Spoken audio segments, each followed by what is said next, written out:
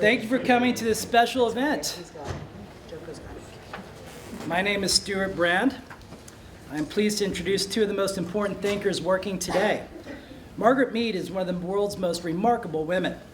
She got a full mixture of praise and notoriety, notorious in that day because women weren't supposed to talk about sex, with her first book, Coming of Age in Samoa, first published in 1928. Since then, there have been 10 other books and numerous honors and positions, including President of the American Anthropological Association and of Scientists Institute on Public Information, and this year, the American Association for the Advancement of Science, and curator of the American Museum of Natural History, which continues as her headquarters. Gregory Bateson is one of the foremost scientists of this century.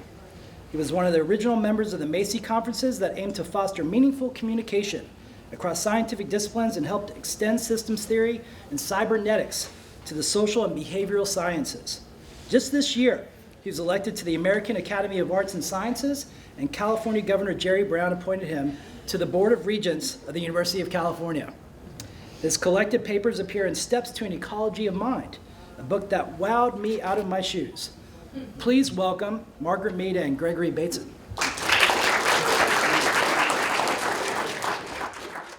I'm talking about having control of a camera. You're talking about putting a dead camera on top of a bloody tripod. It sees nothing. Well, I think it sees a great deal. I work with these things done by artists, and really good ones. I'm sorry I said artists. All I meant was artists. I mean, artist is not a term of abuse in my vocabulary. It isn't in mine either, but well, in this conversation, it's become one. Well, I'm sorry. It just produces something different.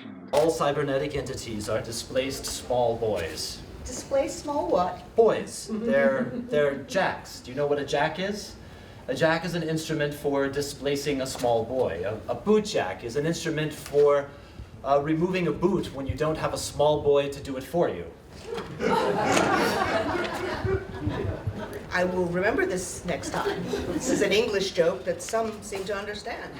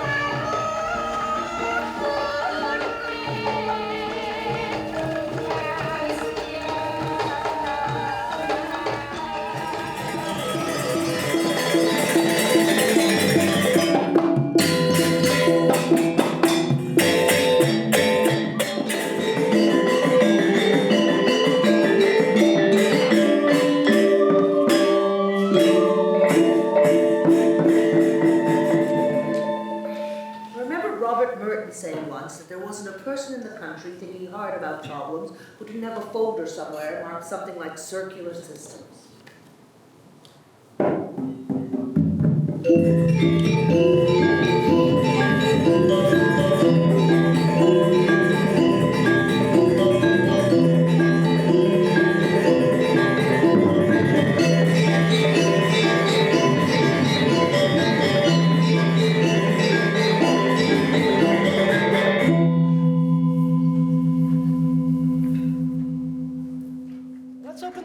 Shall we? Some of you, I believe, are using cameras in your anthropological work now. You have these devices. They are phones that are smart. Perhaps you could take those out now. You could take pictures. You could communicate with others using these devices. You can engage with us simultaneously. Comments on other threads of this rich dialogue that you want to pick up for your discussion. Now's your chance. So ask some questions. Now see, the fourth wall is permeable. I am still here. They are tableau. But perhaps they could answer questions as well. The main question I have is for these people over here. Which is, I was wondering what, for those of you who are not of the culture you were performing, what you learned by performing of that culture. Well, none of us are of the culture that we're performing because it was Balinese and none of us is Balinese. Well then, so all of you.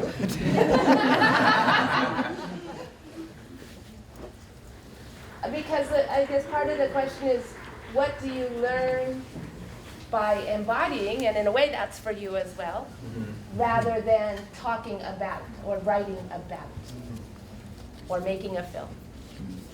I have something to say about that. So I think the process of learning Indonesian dance, both Balinese and Javanese, is really sort of a different way of learning a language, because when I first started, it's a very different way of moving your body, and I had trained in more Western style dancing first, where it's all external, it's all out there, and Javanese dancing is much more internal. It's more of a, you're grounded with the earth, it's more meditative, but learning to move that way is really like learning a different language. And first you don't do very well, but luckily you have a great teacher who helps you along the way, and helps actually change the way she taught to accommodate our learning styles, because we were very focused on 8 beats and how you learn to fit your movements into that structure.